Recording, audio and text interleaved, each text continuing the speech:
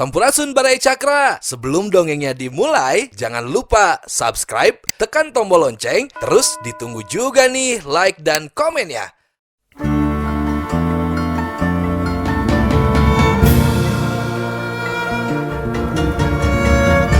Baraya Cakra, parantos waktosna 80,5 FM Radio Cakra, midangkeun dongeng Sunda Dora-Dori.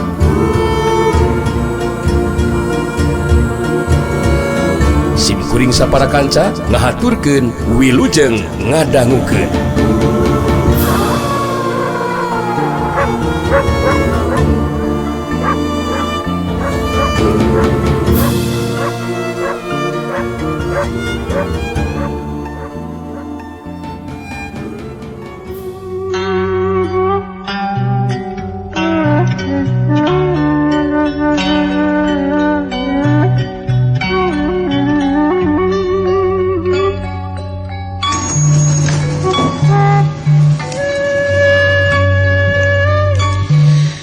Eyang Walikili terus nyarita deui ditujukeun ka Nang Bule. Dewek moal make kudu hese ngabinasakeun si Laing Nang Bule. Sanajan si Laing boga kamampuan ilmu silat anu sakumaha hebatna. Salu ngalawanan dewek mah ku sababaraha geprakan ge. Si Laing geus urubuh bali eueuh nyawaan. Moal aya hartina kamampuan si Laing. Digunakeun keur eta ngalawanan dewek mah Nang Bule manggali si Jawara Idaman. Jadi kasinggung.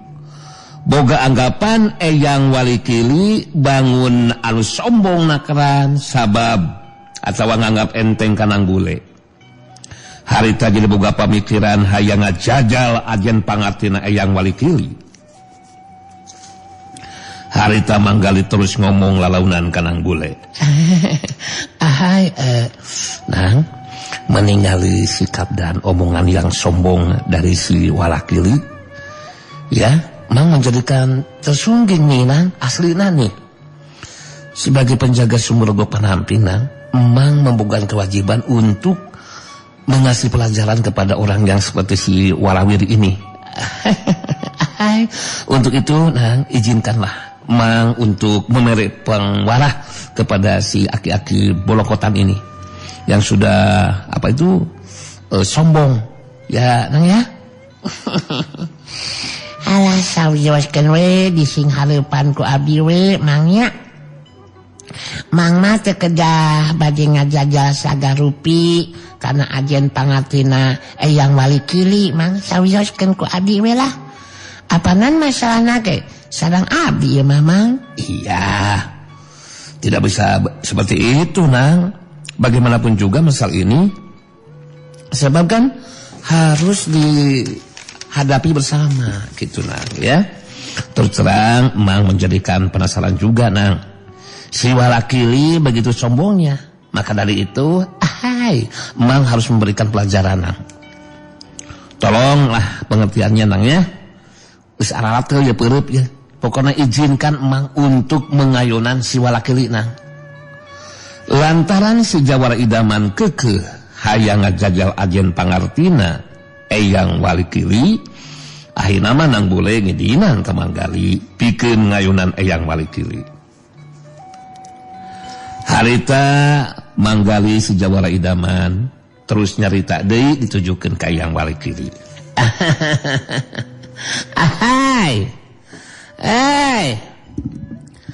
Bagi aku si Jawara Idaman sudah tidak ada eyang-eyangan lah sama aku malah gitu tanya. Tidak ada eyang-eyangan.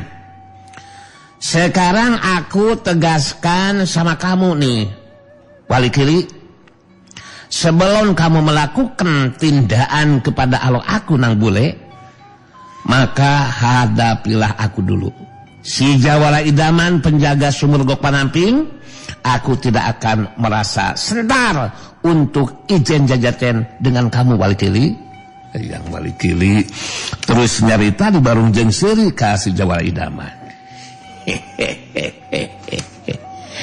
Si lain gede hade make jeung hayang izin jajaten ngayunan dewe saga rupa sagali. Na teu lebar ku nyawa siling. Kawampuan jeung kakuatan si lain walaya hatina digunakeun pikeun tarung ngalawanan dewek masia. Sok lain geus dina kayaan kakolotan kieu sia teh. Hasok buktikeun kemampuan si lain. Mun heueuh mah si lain memang boga kemampuan. Hasok talajang dewek kali. Manggali si Jawara Idaman langsung nyabut popongkolna dijadikeun senjata. Terus ngabangun pasangan saga diri pikeun majuna raja. Alah jangan anggap enteng aku si Jawara Idaman nih Wali Kili. Akan aku buktikan mampu untuk kasih pelajaran sama orang seperti kamu. Rasakan ini.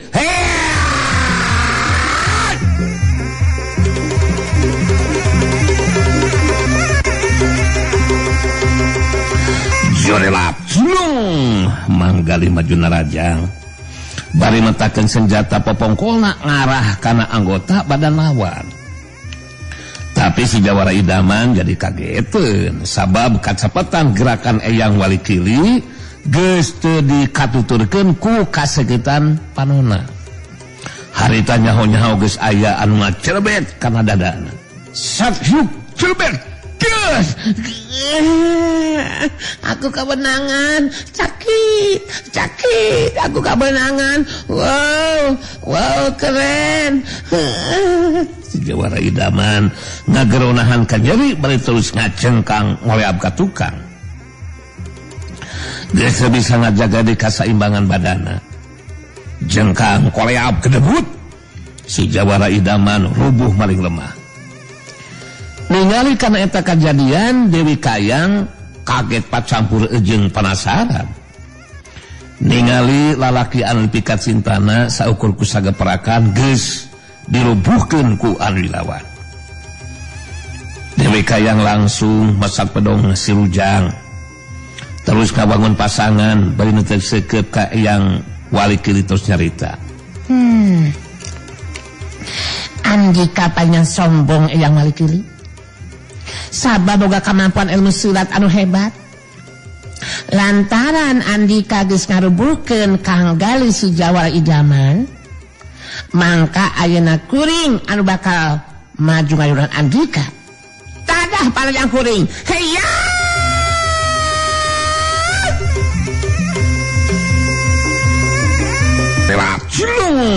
Dewi Kayang majuna rajang. Bari metakeun bedog si Rujang ngarah kana badan lawan. Tapi Kayang Dewi Kayang ge sarua jeung si Jawara Idaman. Harita Eyang Wali Kili ngalakukeun gerakan anu cepet nakeran, sabetan si Rujang nyabet ka tempat kosong. Hyuk huplos. Saterusna aya nu ngajrebet kana badana Dewi Kayang. Hyuk jrebet des.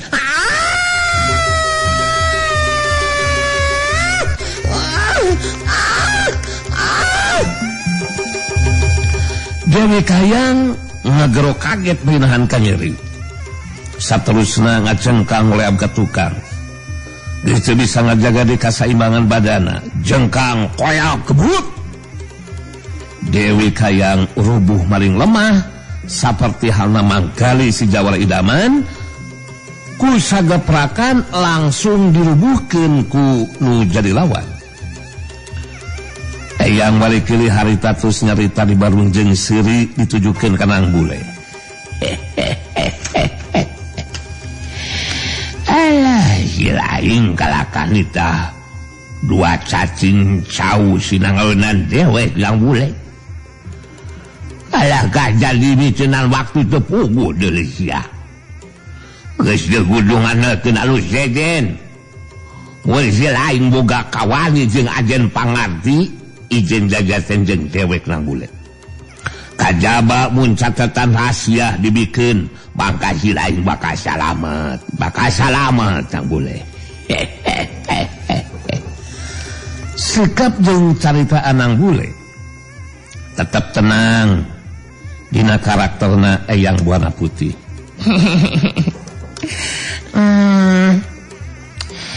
Janten kekeh wae ieu teh Eyang Warawiri bade ngarabut secara paksa ieu teh eta napi kumaha? Hah? Nya upami kitu mah abdi ge tangtos we bakal ngabela diri atuh moal bade mikun eta catetan rahasia. Punten we tos sakedahana ngabela diri abdi teh sanes. Dina kayaan keur kitu harita aya cirim anu ngacerat datang cerat cileng sama gedeg. Cirim anu anyar datang teh saterusna nangtung di Nang Bule.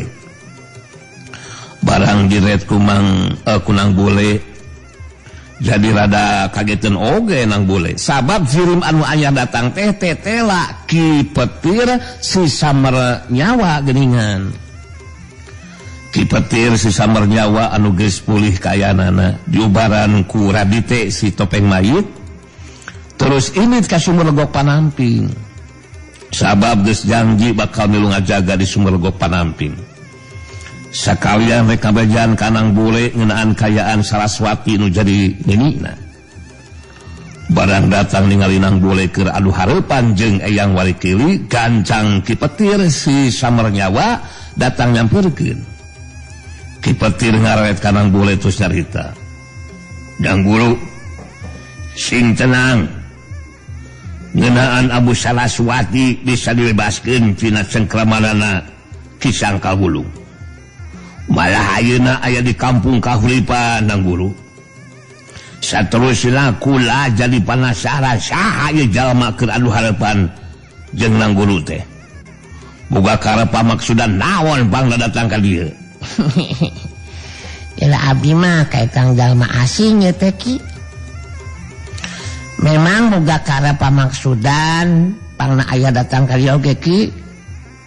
Dijelaskeun harita ku Nang Bule. Anu keur adu hareupan teh Eyang Walikili anu boga karep hayang ngarebut catatan rahasia ilmu panunggalan jati sampurna. Ki Petir si Samer nyawa langsung ka hudang amarahna. Nutup seukeut ka Eyang Walikili dina sikapna anu tanes terus nyarita. "Hei, Walikili. Si laing jeung dewek sarua geus pada bongkotan. Dewek Ki Petir si Samer nyawa mangrupa muridna Nang Bule. Si laing montong coba-coba wani ngeganggu ka Nang Bule kudu dewek sia. Sokomo hayang ngarebut catatan rahasia ilmu panunggalan jati sampurna nu aya Nang Guru. Dewek salaku muridna Nang Bule boga kawajiban pikeun ngabela anu jadi guruna. Anu mata pun si laing rek ngalakukeun tindakan ka guru dewek, mangka dewek anu bakal ngayunanana." Eyang Walikili nyarita di barung seuri. "Kakala ayeuna dewek manggihan jalma anu geus bangkotan jadi muridna budak lalaki mangkat rumaja jadana si Nang Bule. Si lain ti jalma anu owah Petir kalakah guru ilmu ka budak amali sore." Dewek jadi hayang seuli teh jago bongkotan ka wasi lain kalaka boga guru anu budak satepak. Teu eling si lain mah Petir euy. Ki Petir si Samer nyawa teu malire kana caritaan Eyang Walikili langsung harita nangtukeun sikapna pikeun ngalakukeun tindakan ka Eyang Walikili. Ki Petir ngaret ka Nang Bule terus nyarita, "Nang Guru, kula salakul jadi murid muga diizinan pikeun ngalakukeun tindakan ka si Walikili. Sabab ieu jalma jelas teu bisa diantepkeun. Wajar sakadina tempatna mun jadi kula ngabela kalau jadi guruna. Ieu jalma memang kurang ajar, kudu ditindak Nang Guru." Ya wae nya Ki. Nya ari keur abdi mah moal bade ngahalangan Ki. Namun kadewe ulah nganggap enteng kanu jadi lawannya. sareng kedah waspada nyakinya margi eta yang wali kili teh tangtosna oge teu tiasa dianggap enteng ajen pangartina ki. Kitu aya ceuk abdi mah ki. Ulang ngarti nang guru. Si wali kili puasa mata-mata wali datang ka dieu mun teu boga kamampuan anu bisa diandalkeun. Punten mundur we nang guru punten wios abdi nu mayunanana. Nang bule teu bisa ngaharangan kana pamaksudan Ki Petir. Tapi nang bule nyarankeun sangkan Ki Petir ulah nganggap enteng kanu jelawan sarta kudu waspada sabab ajen pangartina eyang wali kili mibanda kemampuan ilmu silat tingkat tinggi. Nang bule saterusna ngajerat mulu ka tempat anu rada anggang. Dua jirim adu hareupan, dua jago kolot anu geus pada asa ku pangalaman dina mangsana makalangan di dunia kajawaraan pada musirkeun paneutupna masing-masing. Ki Petir si samer nyawa mundur sabawa lengkah ka tukang ngatu jarak di tangtungan nu jai lawan ngarah laluasa dina ngagunakeun kakuatan ilmu kilat bajra nyata ilmu kilat bajra dewa anu bakal marengan kana kakuatan panarajang jarak jauhna. Eyang wali kili yang serikeun bari terus nyarita. Aduh. Aya we ye mang ayo. Sakirana teu untupan tarung ngalawanan dewe kumaha.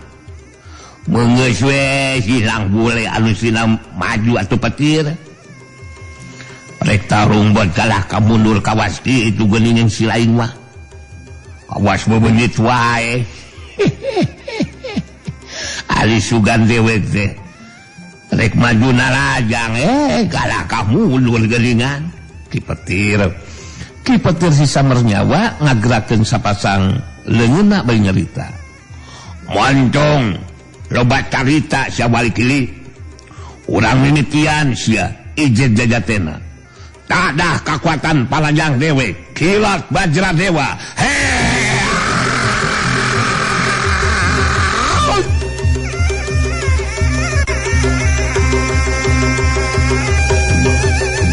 harita tina sapasang leungeunna Ki Petir kaluar luas sameran kilat anu ngabersat muru ka lebah tangtungan badan lawan mangrupa kekuatan panarajang jarak jauh.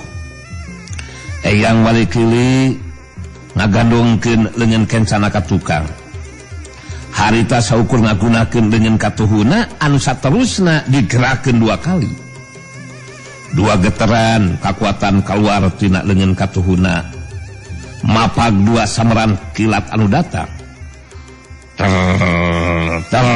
bersapedakas bantrokan kakuatan tenaga lapisan tingkat tinggi lumangsung kadenge sora anu ngabredag ngagetkeun manggali sejawara idaman jeung Dewi Kayang anu harita carengkat nangtung bari terus musirkeun perhatianna ka tempat tumangsungna tarung.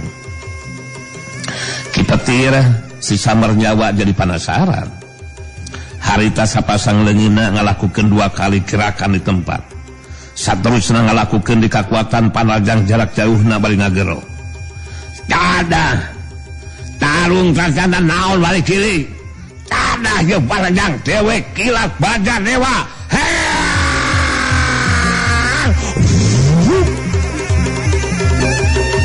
harita Ki Petir ngalakukeun di panarajang jarak jauhna opat sambaran kilat muru kana tangtungan badan lawan. Eyang wali kili tenyingkahan panarajang lawan masih dina kaayaan leungeun anu kenca digandong ka tukang saukur ngagunakeun leungeun katuhuna harita leungeun katuhuna eyang wali kili digerakkeun opat geteran kakuatan anu kaluar tina leungeun katuhuna mapag semeran opat kilat anu datang bersat bedakas bantrokan kakuatan tenaga lapisan tingkat tinggi lumangsung deui kadenge 4 kali sora anu ngabledag balukar bantrokan tina eta kakuatan harita Ki Petir si Samer nyawa ngadalig munur tuleng ka tukang dangkeun Eyang Walikili masih tetep bancuh dina tangtunganana. Ki Petir si Samer nyawa ngajaga kasaimbangan badana dalig deug raneg saterusna mancukeun tangtunganana merhatikeun nu lawan bari ngupat tina jero hatena. Udah ajar si Walikili nyata mibana kekuatan tenaga lapisan anu hebat ya si Wawalak. Kekuatan panajang jarak jauh aing nu ngagunakeun kekuatan kilat Bajra Dewa tetela bangun anu gampangeun ngimpangan kekuatan panajang jarak jauh nu lawan. Tapi aing masih kena penasaran tarung anu mangsung tansal anggeus. Eyang Walikili nyarita deui di bareng jeung Seri. Si lain tangduna oge kaget jeung bingungnya Petir. Sabab kekuatan panajang ilmu kilat Bajra Dewa anu digunakeun ku si lain kedewek mau hartina. Palaku mau ge si lain moal mabuh ngunggulan ajen pangati dewek sa Petir. Beges mundur sina maju gulu si lain sinang bule. Ki Petir si Samer nyawa teu malire kana carita anu dilawan. Harita sagede diri pikeun neruskeun tarungna. Sedengkeun manggali si Jawara Idaman jeung Dewi Kayang anu nangtung ngarendeng bari merhatikeun anu keur tarung. Harita jadi karageteun ningali kekuatan tenaga lapisan tingkat tinggi Eyang Walikili anu mampu ngungkulan sababaraha kali panajang sameran kilat ti Ki Petir si Samer nyawa. Dewi Kayang ngaret ka manggali si Jawa Idaman becus nyarita. Kumaha atuh teh Kang Gali? Ningali kana tarung anu lumangsung. Tatela kekuatan panajang jarak jauh na Ki Petir bisa diungkulan ku Eyang Walikili Kang. Kekuatan tenaga lapisan tingkat tinggi nu digunakeun ku Eyang Walikili bener-bener hebat Kang. Kang Gali, mun Ki Petir nepikeun ka ereh jajaten, mangka nang boleh anu bakal maju ngajonanana. Mun nepikeun ka kitu kejadianana Kang, abdi rada salempang oge Kang Gali. Tenang sayang, manise ya, tidak usah menjadikan selempang atuh sayangku ya. Permata hatiku. Kang Gali membogaan keyakinan ya. Keyakinan kumaha Kang? Ya sekalipun si Eyang Walikili kekuatan tenaga lapisan tingkat tingginya hebat, akan tetapi nang boleh akan mampu sayang ya untuk mengimbanginya. Kita juga kan sudah tahu ya, Nang Bule sudah menguasai 3 jurus ilmu panunggalan jadi sampurna. Yang ada di catatan wasiat ya sayang. Maka dari itu ya Dewi Kayang Wanise secara cerita si belak-belak harus percaya dong sama omongan Kang Gali ya. Bahwasanya si Eyang Walikili belum tentu akan dapat mengelehkan Nang Bule. Kalau merasa tegang ya genggamlah tanganku. Elat ya. Lihat Ki Petir sudah sagad diri lagi tuh, liatin tuh. Kang, takut Kang. Kan ada Akang, tenang sayang ya. Dua nana musirkeun deui perhatian ka tempat lumangsungna tarung. Ki Petir nangtukeun sikapna pikeun ngarobah cara tarungna. Teu ngagunakeun kekuatan jarak jauhna, tapi tarung langsung dina jarak deukeut. Ki Petir si Samer nyawa musirkeun paneuteupeuna ka nu dilawan. Terus ngabangun pasangan sagad diri pikeun neruskeun tarungna. Ngarobah cara tarungna teu ngagunakeun kekuatan panajang jarak jauhna, tapi tarung langsung dina jarak deukeut. Ki Petir si Samer nyawa terus nyarita ka nu lawan. Walikili, masih kene lumangsung deuleu. Dewek masih mampu bikin ngeruskeun tarung deuleu. Si lain tong boga anggapan ngarasa geus menang angin sawali kiri. Ku dewek bakal dibuktikeun panajang anu leuwih hebat deuleu sia. Kadah jurus kilas barjat sewa.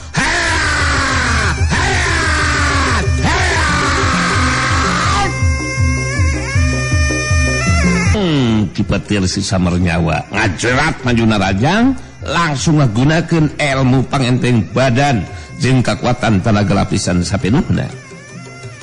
Sabab geus kabandungan Eyang Walikili jelas lain lawan anu enteng. Dina ngungkulan kakuatan jarak jauh ngan saukur ngagunakeun dengan anu katuh wungkul. Panarajang anu nganung kakuatan ilmu kilat baja dewa marangan kana panajang sapasang legeuna Kipetir si Samarnyawa. Tapi kageteun we Kipetir sabab Eyang Walikili dina ngabendung panajang lawan ngan saukur ngagunakeun dengan katuhuna. Sedengkeun dengan kencana digandongkeun ka tukang. Bantrokan kakuatan taga lapisan tingkat tinggi. Ngaliwatan dengan masing-masing harita lumangsung. Sawakyuk geduk das. Bukas. Balukar tina eta bantrokan. Harita Kipetir si Samarnyawa ngabang kieung mulut sababarengkah ka tukang. Sedangkeun Eyang Walikili masih tetap mancuh dina tangtunganana. Kipetir gancang ngajaga kasaimbangan badana saterusna mancuhkeun tangtunganana.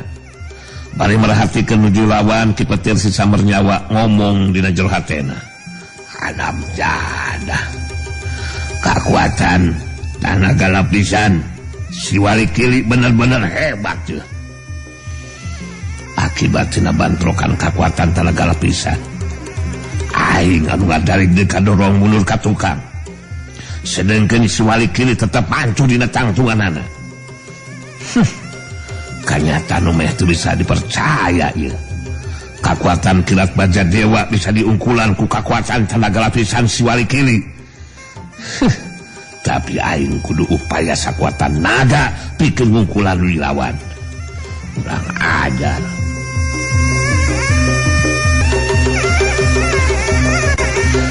Kipetir si Samarnyawa meh asa teu percaya ku kakuatan daya pangpendung nu jadi lawan anu saukur ngagunakeun dengan katuhuna wungkul ngajalikeun dirina mundur sababalengkah ka tukang. Sedengkeun Eyang Walikili tetep mancuh dina tangtunganana. Eyang Walikili terus nyarita bibarung jeung seuri ditujukeun ka nu jadi lawan. Aku ajan wanajang nu digunakeun ku si lain. Wah, mampu ngalubuhkeun dilawan mati reuy. Pikir banget kakuatan panajang si lain dewek cukup ngagunakeun leungeun sabelah anu belah katuhu. Da seela si lain, leungeun sabelah mah teh.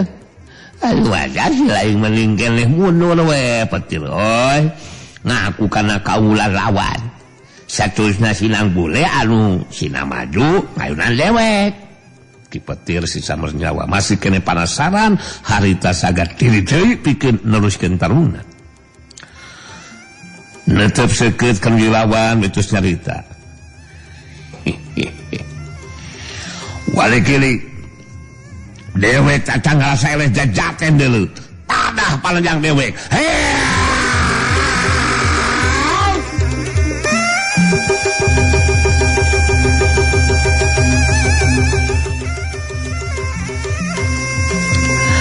Kipetir maju dina Rajang ngagunakeun ilmu kilat baja dewa dina kakuatan anu sapenuhna. Tapi seperti tadi deui we Eyang Walikili ngabendung kakuatan panjang lawan saukur ngagunakeun dengan katuhuna dina kayan bari teu ingkah di tempatna.